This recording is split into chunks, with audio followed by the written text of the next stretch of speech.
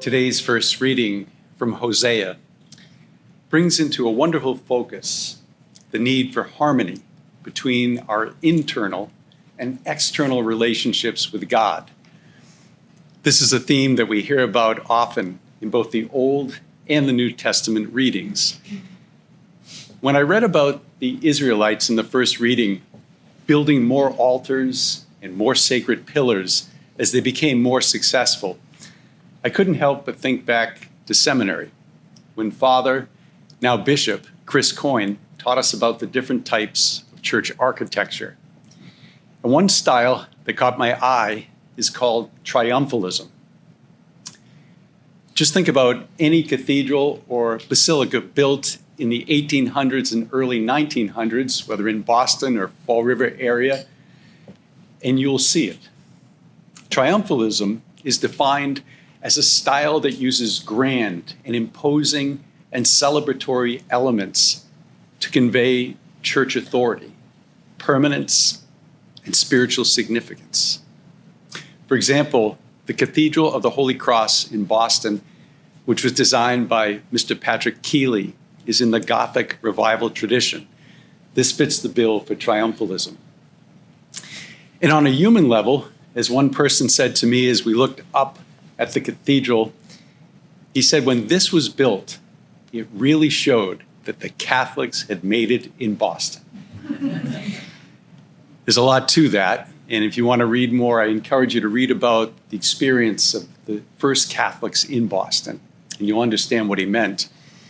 But it seems like at times we are all prone to falling into overemphasizing outward appearance when it comes to our relationship with God, and for all sorts of reasons.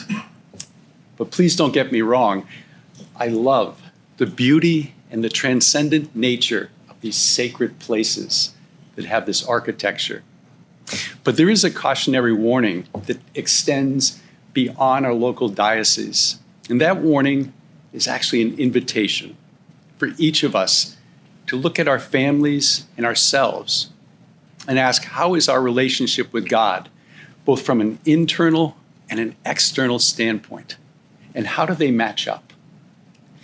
You see, the prophet Hosea brings God's warning to the Israelites and to us that no matter how wealthy or powerful we are, if we don't have God as the foundation of our lives, then our altars and our sacred pillars will begin to crumble with thorns overgrowing them.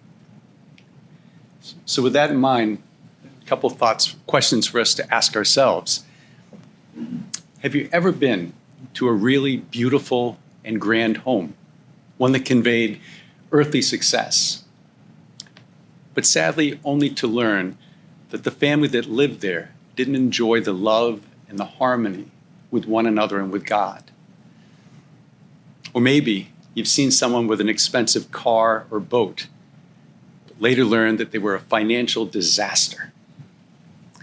And lastly, what about someone who's always impressively dressed, including we priests with our vestments, but whose outward appearance didn't match what the clothing or the vestments conveyed? In any of these cases, from churches to homes to cars and clothing, the question isn't about the quality or the grandeur, but rather it is about the faith community, the family, or the person, and our relationship with God and with one another. The Israelites were more concerned with impressing other men and women with their achievements as displayed outwardly, even as it related to their religious symbols. But for any of us who go down the wrong path in this venture, God provides them and us a remedy when he says, sow for yourselves justice. Reap the fruit of piety. Break up for yourself a new field, for it is time to seek the Lord. Every day, it's a good day for our families and us to seek justice, doing what's right in the eyes of God, giving God and others what is rightfully due, beginning with honesty and respect. Every day, we are called to live piously, turning to God in prayer, living a sacramental life, and making Christ the center of each day. And at times, we do need to break up a new field to overcome disharmony or hardness of heart, breaking up old habits of sin, letting go of resentment, and going to confession, just to name a few ways. My brothers and sisters, Jesus sends the 12 out to find and to heal the lost sheep of Israel. He begins with the chosen people. In one way, this can remind us that we are to do the same, beginning with our families, sometimes breaking up a new field that begins with prayer and an invitation to go for coffee, to listen to that person we haven't talked to or maybe are struggling to talk to. And when we do so, seeking harmony in our families, in our hearts, with God, and with one another.